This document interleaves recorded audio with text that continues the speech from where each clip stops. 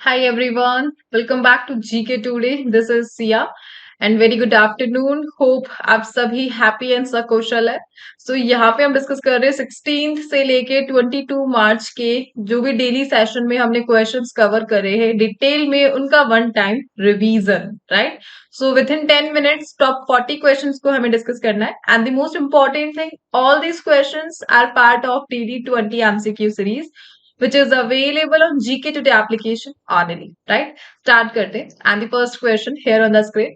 Which institution released the reports on trends and progress of housing in India 2024? So किस संस्थान ने भारत में आवास की प्रवृत्ति और प्रगति पर रिपोर्ट को रिसेंटली लॉन्च किया था and that is NHB national housing bank right.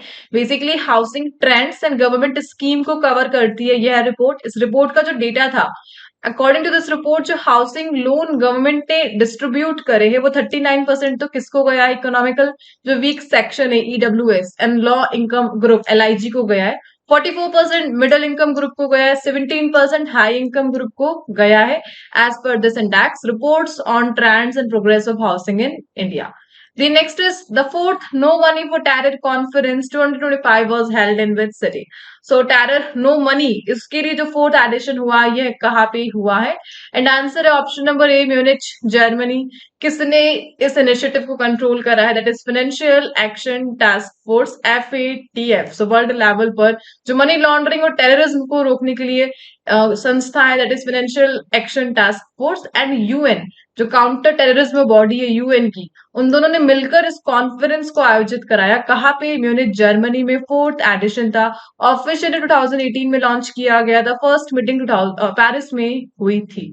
The next is which space organization recently launched the SpaceX and the Punch space mission? So recently दो prominent space mission that is SpaceX and Punch इसे किसने launch किया है and that is we all know NASA ने launch किया है. दोनों का ऑब्जेक्टिव जानना इंपॉर्टेंट है. SpaceX का मेन ऑब्जेक्टिव क्या है कि अर्थ के अराउंड जो गैलेक्सी में मिलियंस ऑफ गैलेक्सीज अर्थ के अराउंड यूनिवर्स में गैलेक्सीज और स्टार्स इनकी मैपिंग करना ये स्पेयरएक्स का मेन ऑब्जेक्टिव है और रिसेंटली ये एंटर हुआ है सन सिंक्रोनस ऑर्बिट में right. And what is sun synchronous orbit let me know in the comment box. Detail में हमने जब डेली सेशन हुए थे उसमें डिस्कस किया था इसके बारे में. The next is the punch mission. So fourth satellite इसका पार्ट है. इसका मेन ऑब्जेक्टिव क्या है सोलर कोरोना की स्टडी करना और स्पेस वेदर प्रेडिक्शन की जो एस्टिमेशन है यानी प्रेडिक्शन उसे एनहांस करना. ये मेन ऑब्जेक्टिव रहा. पंच और स्पेयरएक्स दोनों को किसने लॉन्च करा नासा ने. The next is Starlink is a satellite based internet service operated by which aerospace company? So Starlink इसे कौन कंट्रोल करता है and that is by SpaceX. So SpaceX जिसे फाउंड किया था लॉन मस्क ने 2019 में और इन्होंने डेवलप करा है स्टारलिंक एक सैटेलाइट इंटरनेट सर्विस है ये है और इसके लिए रिसेंटली एयरटेल एंड जियो ने पार्टनरशिप करी है स्टारलिंक के साथ सो दैट इंडिया में जो ब्रॉडबैंड सर्विस है वो प्रोवाइड किया जा सके. The next is which state UT has allocated 3 CR rupees annually for each MLA under the Constituency Development Fund scheme. So CDF scheme के तहत हर एक स्टेट ने रिसेंट एक इनिशिएटिव को स्टार्ट करा जिसके तहत ईच MLA को 3 CR रुपीज एनुअली दिए जाएंगे and that is option number B Jammu and Kashmir. तो जम्मू एंड कश्मीर गवर्नमेंट ने रिसेंटली ईच MLA को 3 CR रुपीज डिस्ट्रीब्यूट किए हैं अपने कॉन्स्टिट्यूएंसी डेवलपमेंट फंड के तहत सो दैट ये जो MLA ये अपने एरियाज में इंफ्रास्ट्रक्चर को डेवलप कर सके. Let's move to the next slide. The next is promotion of research and innovation in pharma medtech sector scheme has been launched by which ministry? So PRIP को किसने किस ministry ने launch किया है and that is Ministry of Chemical and Fertilizer ने launch करा है the PRIP scheme. Basically ministry of chemical का जो डिपार्टमेंट ऑफ फार्मास्यूटिकल है उन्होंने एक डायलॉग को हेल्ड करा कहाँ पर मुंबई में that is pharma medtech sector scheme और बेसिकली इसका मेन ऑब्जेक्टिव क्या है इंडिया को ग्लोबल लीडर बनाना है pharma medtech research and development में. The next is which state's team won the 15th Hockey India Senior Women National Championship 2025? So hockey and women national championship it is और इसे recently किसने जीता है झारखंड ने जीता है. हराया किसे हरियाणा को हराया है. The next is the Mathu Nagarang festival is celebrated in which state or UT annually? So ये जो फेस्टिवल है कहाँ पर सेलिब्रेट किया जाता है? 2 days का बुद्धिस्ट सेलिब्रेशन है और ये लद्दाख में एनुअली सेलिब्रेट किया जाता है। बेसिकली तिब्बतन कैलेंडर के अकॉर्डिंग जो फर्स्ट मंथ है उसकी 14th और 15th डे को इस फेस्टिवल को सेलिब्रेट किया जाता है। इसे फेस्टिवल ऑफ ऑरेकल्स के नाम से भी जाना जाता है। The next is who won the Gold Mercury Award 2025 for Peace and Stability. So Gold Mercury International Award अभी recently दिया गया और किसे दिया गया? The 14th Dalai Lama, that is Tenzin Gyatso, इन्हें ये अवार्ड दिया गया है पीस एंड सस्टेनेबिलिटी को प्रमोट करने के लिए, राइट? सो 14th दलाई लामा ही ये है एंड इन्हें रिसेंटली गोल्ड मर्क्यूरी अवार्ड दिया गया। The next is what is the primary objective of PM अभीम स्कीम? सो पीएम अभीम स्कीम का मेन ऑब्जेक्टिव क्या है? एंड दैट इज जो हेल्थ सर्विसेज और पब्लिक हेल्थ एक्शन है उसे इंटीग्रेट करना और स्ट्रेंथन करना, ये पीएम अभीम का मेन ऑब्जेक्टिव है। और इसके लिए टोटल बजट कितना है? 64,180 CR। रिसेंटली जो दिल्ली गवर्नमेंट है उन्होंने एक एमओयू साइन करा मिनिस्ट्री ऑफ हेल्थ के साथ पीएम अभीम स्कीम के लिए। The next is super solid, which was recently mentioned in news, is associated with which field? So super solid ये quantum mechanics से associated है। So researchers ने एक super solid को create करा है जिसमें solid and liquid दोनों की properties होती है और रिसेंटली इसी के लिए डिस्कवरी रिसर्च की गई by the researcher super solid और ये पार्ट है क्वांटम मैकेनिक्स का। The next is what is the theme of Raisina dialogue? ये कहाँ पे हुआ था? सो रिसेंटली न्यू दिल्ली में हुआ रायसीना डायलॉग। इंडिया का मेन कॉन्फ्रेंस है यह जियोपॉलिटिक्स एंड जियोइकोनॉमिक्स पर 2016 से चल रहा है और इस बार यहाँ के जो चीफ गेस्ट रहे Raisina dialogue that is New Zealand के पीएम क्रिस्टोफर लक्सन, यह चीफ गेस्ट रहे फॉरेन मिनिस्टर अदर कंट्रीज के, इन्होंने भी पार्टिसिपेट करा रायसीना डायलॉग पे और उसकी थीम क्या थी? Kalachakra, people, peace and planet. The next is what is the name of ISRO's mission that successfully demonstrated in space docking and undocking? So ISRO का एक मिशन जिन्होंने successfully space docking and undocking को create करा, satellite basically, and that is SpaDeX. So ISRO की जो satellite है, 2 satellite है और उनका नाम क्या है ये आपको कमेंट बॉक्स में बताना है। अगेन हमने डेली सेशन में डिटेल में एनालिसिस किया था। सो दोनों सैटेलाइट ने सक्सेसफुली जो टास्क है डॉकिंग का एंड अनडॉकिंग का उसे सक्सेसफुल कंप्लीट करा और इसके लिए इसरो का स्पेडेक्स मिशन है। The next is which company has launched Club Energy Eco Crew, India's largest energy literacy movement? इसे लॉन्च करा है टाटा पावर, सोलर एनर्जी से एसोसिएटेड है। स्टूडेंट्स के अमॉन्ग सोलर एनर्जी के लिए जो अवेयरनेस है उसे प्रमोट करने के लिए क्लब एनर्जी इको क्रू को स्टार्ट किया गया by the Tata power. The next is होला मोहल्ला फेस्टिवल। इसे कौन सी कम्युनिटी सेलिब्रेट करती है? सिखिज्म इसे सेलिब्रेट करता है after Holi. And the Nagorno Karabakh region is related to which country? तो नारगोनो कराबख रीजन यह अगेन न्यूज में रहा और अर्मेनिया और अजरबैजान से यह लोकेटेड स्पेसिफिक यह जो रीजन है।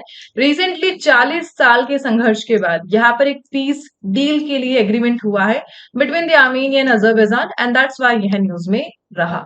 The next is which country recently declared the end of its second outbreak of Marburg virus disease? और ये अनाउंसमेंट तंजानिया ने की है recently.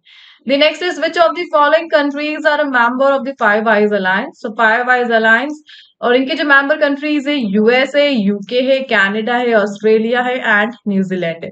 So recently five Eyes alliance and US के बिटवीन जो पॉलिसीज को लेकर स्टेटमेंट रहे उसके कारण कुछ कॉन्फ्लिक्ट देखने को मिला, basically unstability between US and Five Eyes alliance. इसके लिए मैंने एक स्पेसिफिक वीडियो डाला है, आप प्ले लिस्ट में जाके चेक कर सकते हैं और दैट्स वाई यह न्यूज में रहा था five Eyes alliance. And the next is what is menhir that was recently seen in news? So menhir क्या है? तो रिसेंटली न्यूज में थे and that is a large upright standing stone. कहाँ पर लोकेटेड है? तेलंगाना में लोकेटेड है।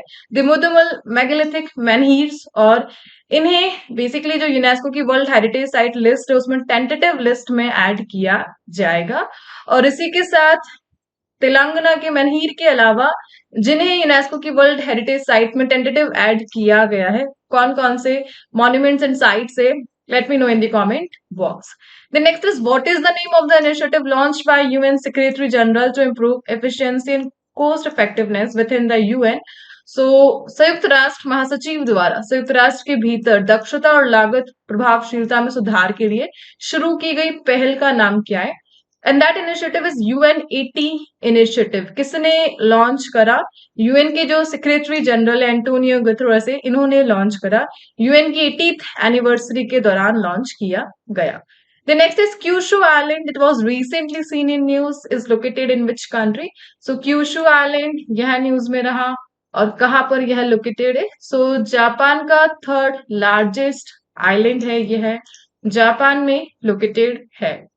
सो रिसेंटली जापान ने कंसिडर करा है कि वो लॉन्ग रेंज मिसाइल डिप्लॉय करेगा on it's Kyushu island. Japan का मेन आइलैंड है, थर्ड लार्जेस्ट है, ईस्ट चाइना सी के थ्रू उसको बॉर्डर किया जा रहा है और पैसिफिक ओशन ईस्ट के थ्रू इसे बॉर्डर करता है। और वर्ल्ड का जो largest active volcanic crater that is mount असो, ये यहाँ पर लोकेटेड है, the Kyushu island, Japan. The next is which organization received the Hockey India's Aman Lal Sharma Award for its invaluable contribution? और ये अवार्ड प्रसार भारती को दिया गया। And Ramakant Rath who recently passed away, किस फील्ड से एसोसिएटेड है? लिटरेचर से ये एसोसिएटेड है। And which team won the women's premier cricket league? इसे किसने जीता है? मुंबई इंडियंस ने जीता है। And which city is the host of 353rd governing body meeting of the international labour organisation?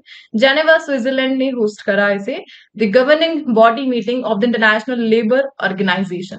The next is which space organization has recently reported that global sea levels have risen faster than anticipated in 2024 और इसे launch करा है NASA. सो NASA के इस report के according जो global सी level है वो 0.59 सेंटीमीटर पर ईयर इंक्रीज हो रहा है, जो कि काफी ज्यादा हाइयर है। और इस एक्सपेक्टेड वैल्यू 0.43 की थी, पर 0.43 सेंटीमीटर के बजाय 0.59 सेंटीमीटर पर ईयर का जो सी लेवल है वो बढ़ रहा है नासा के according. The next is which city has became home to India's first triple P model based green waste processing plant? और इसे लॉन्च करा है इंदौर ने। इंडिया का पहला triple P model green waste processing plant है, स्वच्छ भारत मिशन अर्बन के तहत इसे लॉन्च किया गया।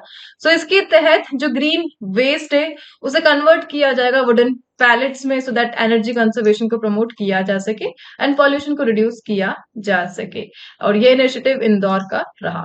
जोमी ट्राइब ये किस स्टेट से एसोसिएटेड है? नागालैंड, मिजोरम, मणिपुर एंड आसाम से एसोसिएटेड है। सो मणिपुर में जो एथनिक वायलेंस चल रहा है उसी के कारण जोमी ट्राइब भी न्यूज में रहा था। The national wild life health policy इसे किस ऑर्गेनाइजेशन ने इनिशिएट करा है? CZA ने करा है, the central zoo authority. And what are audible enclaves? That was recently mentioned in news. So audible enclaves just like जो आपके हेडफोन्स होते हैं वो ऑडिबल एनक्लेव्स के अंडर आते हैं, small pockets of sound that remain undisturbed by surrounding noise. जितने भी ब्लूटूथ डिवाइसेस है, लीड है, हेडफोन है, that all are audible enclaves. तो एक रिसर्च के अकॉर्डिंग बताया गया जो ऑडिबल एनक्लेव्स है वो नॉन लीनियर इंटरेक्शन प्रोसेस के तहत वर्क करते हैं, जिसके तहत जो पर्टिकुलर साउंड है वो एक पर पर्सन को ही सुनाई देता है नॉइजी एरिया में भी।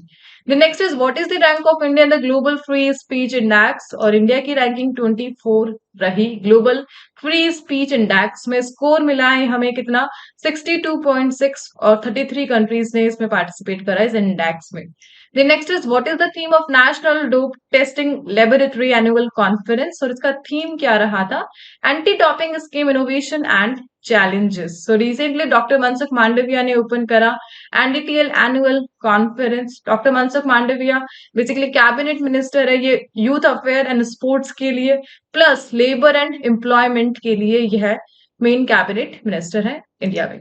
द नेक्स्ट इज राष्ट्रीय गोकुल मिशन। इसे कब किस साल लॉन्च किया गया था? 2014 में लॉन्च किया गया था राष्ट्रीय गोकुल मिशन। इसका मेन ऑब्जेक्टिव क्या है? जो इंडिजिनस बोवाइन ब्रिड्स है यानी स्वदेशी बोवाइन ब्रिड ये गौ माता की इस प्रकार की नस्ल है जो कि लोकल एनवायरमेंट में भी इजीली अडेप्ट हो जाती है, और इन्हीं के कंजर्वेशन और डेवलपमेंट के लिए RGM स्कीम को लॉन्च किया गया था 2014 में। और रिसेंटली यूनियन कैबिनेट ने कुछ एडिशनल 1000 CR का जो बजट है इसमें ऐड किया है, एंड नाउ टोटल 3400 CR इसका बजट हो चुका है। The next is which state secured the top position in the national ranking for Shyama Prasad Mukherjee Rural Mission? और इसमें जो टॉप रैंकिंग है वो तमिलनाडु को मिली है। दी रामनाथ गोयनका अवार्ड यह किसे मिला है, किस सेक्टर से एसोसिएटेड है, जर्नलिज्म से एसोसिएटेड है।